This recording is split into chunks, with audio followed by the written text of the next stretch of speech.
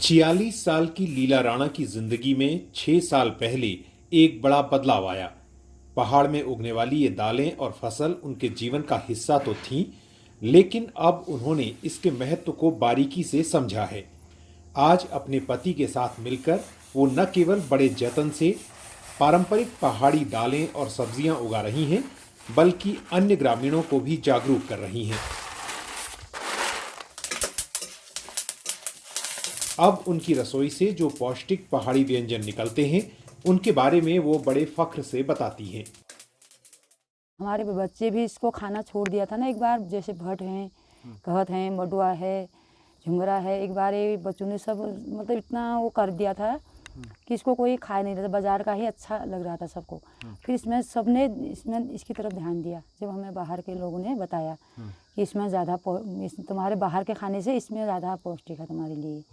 अब हम इसमें हमारा बहुत वो है, फ़ायदामंद है। ये भट हैं, जैसे गहत हैं, झुंगरा है। एक बार झुंगरा बिल्कुल लुप्त हो गया था। अभी तो हम जाड़ों में ओखल में कूटते हैं झुंगरा और भात बनाते हैं उसके। अपने बच्चों के लिए, बाहर के लिए भी वो झुंगर का चावल भेजते हैं, वो भी खाते हैं। खीर भी बनाते हैं झुंगर की। और भट हैं, भट के जौला भी होता है, डुबके भी बनाते हैं और ये चुरकानी भी बनाते हैं इसके। और जाड़ों में इसको भिगा के इसके बेड़ुए भी बनाते हैं रोटी में। पहले भी बनाते थे, हमारे बुजुर्ग लोग थे जो, फिर बीच में हमने इसकी तरफ ध्यान नहीं दिया, ये छोड़ दिया। असल में बदलती जलवायु और पानी की कमी ने पिछले कुछ सालों में पहाड़ी इलाकों में बार बार फसल चौपट की है। इसका असर हिमालयी क्षेत्र की एग्रो बायोडायवर्सिटी पर पड़ा है और लोगों की खुराक में भी विविधता नहीं रही, जिसकी वजह से वो कुपोषण का शिकार हो रहे हैं। दुनिया भर में फैलती इस समस्या पर संयुक्त राष्ट्र के खाद्य और कृषि संगठन यानी FAO ने भी चिंता जताई है। जलवायु से तो बहुत ही असर पड़ गया। एक फसल ही हमारी जो रबी की फसल है वो तो पूरी नष्ट हो गई। उसमें गेहूं नहीं हो रहा है, मसूर नहीं हो रहा है, और ये सरसों, ये मटर और चीज़ जो भी उस टाइम की फसलें थी वो सारी लुप्त हो चुकी हैं। उसका मुख्य कारण एक तो ये है कि जो मौसम परिवर्तन की वजह से फसलों का फेल्योर का रेट जो है वो बहुत बढ़ गया है। और ख़ासकर जहाँ रेनफेड कंडीशंस हैं, सिंचाई की कोई व्यवस्था नहीं है, वहाँ फसलें लगातार नीचे गिर रही हैं। एग्रो बायोडाइवर्सिटी का लेवल नीचे आ रहा है, लोगों के बीज ख़त्म हो रहे हैं। तो उसका सीधे सीधे जो प्रभाव है वो हमारी डाइट डाइवर्सिटी पर भी पड़ रहा है। पोषण में जो विविधताएं थी पर्वतीय क्षेत्र में वो लगातार कम हो रही हैं। उसकी वजह से खासकर महिलाओं में, किशोरियों में खून की कमी तो बहुत आम बात है।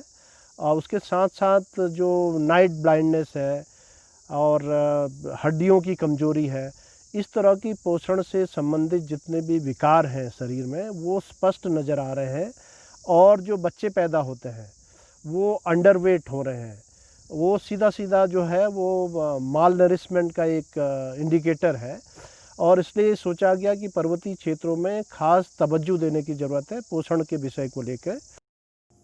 चूंकि दुर्गम पर्वतीय इलाकों में ग्रामीणों के लिए बाजार तक पहुंचना भी आसान नहीं है, इसलिए उन्हें घर पर हरी सब्जियां उगाने और मुर्गी पालन अपनाने की सलाह दी जा रही है, जिससे आयरन और प्रोटीन की कमी दूर हो। नारायण सिंह राणा कहते हैं कि अब पोल्ट्री उनके लिए आमदनी और पोषण दोनों का जरिया बन रही है।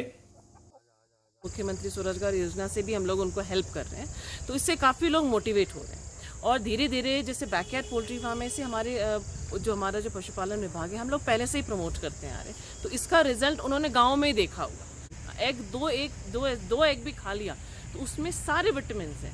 अब जो मेन चीज़ होता है कि विटामिन B12 हो गया, B2 हो गया, B5 हो गया, और कई विटामिन है जैसे A हो गया, D हो गया, E हो गया, मतलब छोटे छोटे माइक्रो उसमें फॉर्म में एग्स में हर चीज़ प्रेजेंट है, जो एक नॉर्मल ह्यूमन को जो चाहिए रहता है पर डे के लिए।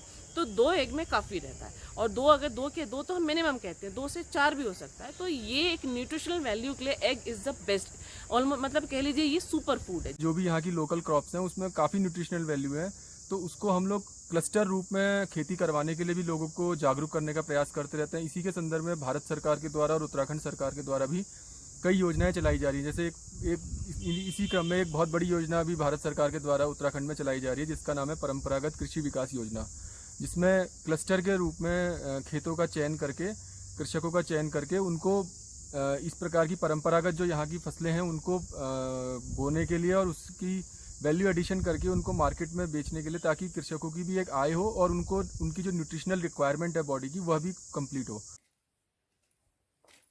जिस दर से क्लाइमेट चेंज का असर बढ़ रहा है, चुनौती विकराल है और लड़ाई लंबी होगी। स्वयंसेवी संगठनों की जागरूकता और सरकार की योजनाएं कितना असर दिखा पाएंगी ये कहना अभी जल्दबाजी होगी, लेकिन लीला राणा जैसे लोगों ने अपनी अगली पीढ़ी को भी परंपरागत फसलों का महत्व बताना शुरू कर दिया है और उनका ये प्रयास हौसला बढ़ाने वाला है। जब हम ही नहीं खाएंगे तो हमारे बच्चे कहाँ से सीखेंगे? हम जब इसको खाएंगे, बोएंगे, तभी हमारे बच्चों को भी पता चलेगा ये इसको बोते हैं और खाते हैं, इसमें क्या क्या पौष्टिक है। इसमें हम उनको यही बताते हैं कि इसमें पौष्टिक खाना है, तुम्हारे लिए अच्छा है। जैसे भट का खाना है, ये इसको हम सबसे ज़्यादा भट ही यूज़ करते हैं खाने में।